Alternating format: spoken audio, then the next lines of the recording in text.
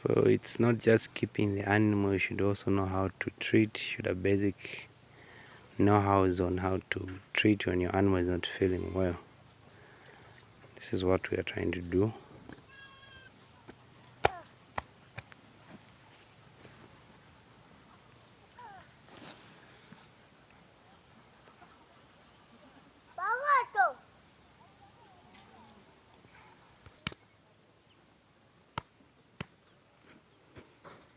So he's injecting.